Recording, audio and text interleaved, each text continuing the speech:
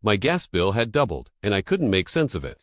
At 72, living alone and keeping a modest home, my usage hadn't changed. I cooked the same meals, kept the thermostat steady, and rarely used my fireplace anymore. So, when the monthly bill jumped from $78 to $162, I figured it had to be a clerical error. I called the gas company, expecting a quick correction. Instead, they offered to send a technician to check for leaks or meter issues. That's when things took a turn I never could have imagined. The technician, a polite young man named Will, arrived early the next morning. He hooked up his pressure gauge, checked valves, and ran diagnostics with practiced ease. Everything seemed fine to fine. "Actually, you're not leaking gas," he said, scratching his head, "but your line shows an unusually high flow rate. Someone is using a lot of gas. Somewhere. That word chilled me. I lived on a simple residential lot with no reason for any extra usage. Will suggested we walk the property together, checking every line entry point. When we reached the side of my house near the meter, he knelt down. "That's odd," he muttered. "You only have one registered supply line. But this is a T-fitting."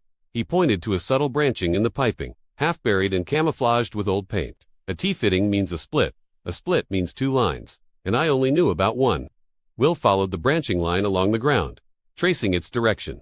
It didn't head toward my backyard, garden shed, or anywhere that made sense for my property. Instead, it ran toward the eastern fence toward the HOA's gym building. I felt my jaw tighten. "That can't be right," I said, even though deep down, I knew the HOA had pulled shady stunts before. They once fined me for having my trash can visible for 14 minutes after pickup. Nothing was beneath them. But stealing gas. That was a different level of corruption. We hopped over to the other side of the fence, where the HOA maintained a small fitness building, an amenity rarely used but always bragged about in newsletters. The line led directly to an exterior wall with a discreet, unmarked inlet pipe. Will's eyebrows shot up. "Ma'am, they're tapping into your gas line. This isn't an accident. Someone installed this on purpose." The fury bubbling inside me felt righteous. The HOA president, Ken Meriwether, had always strutted around like a small-town dictator, issuing fines, threats, and memos like he owned the neighborhood. But now he had crossed into criminal territory. Armed with Will's written report and photographs of the illegal T-connection, I marched straight to the HOA office.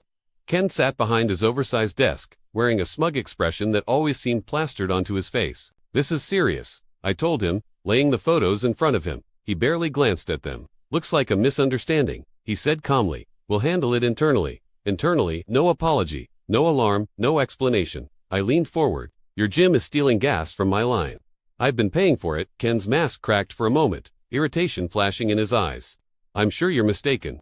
The gym has its own utilities." "Then you won't mind explaining this connection," I said, shoving the clearest picture toward him, one showing the pipe leading straight into the gym's wall. He pushed the papers back.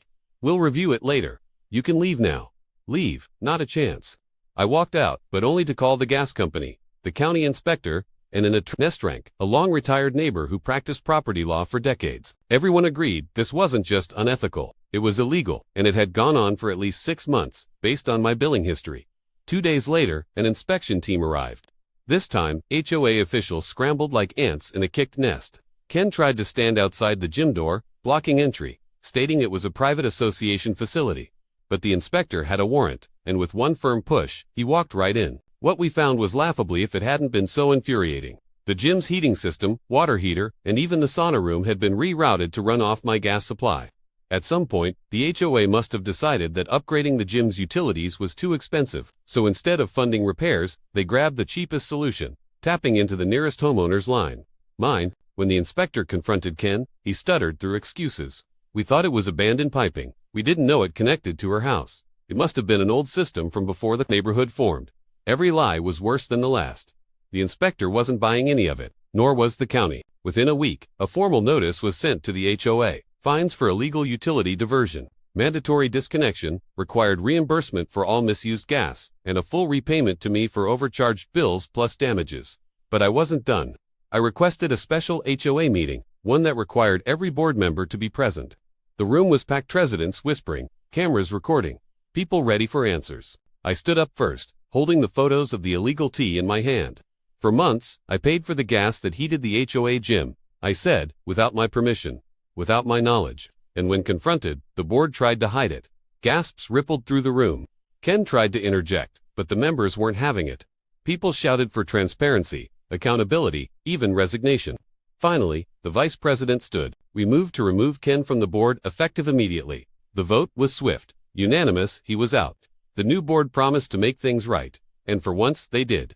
They reimbursed every dollar, issued a formal apology, and installed a third-party auditing company to review all HOA utilities and expenses for the next 3 years. Members regained trust, slowly but surely, and the gym was finally updated properly with its own paid meter this time. As for me, I felt a quiet pride knowing that even at my age, I could still stand my ground and win. I also gained a bit of neighborhood fame. Whenever someone suspected HOA nonsense, they'd jokingly say, "Better call her. She'll get to the bottom of it."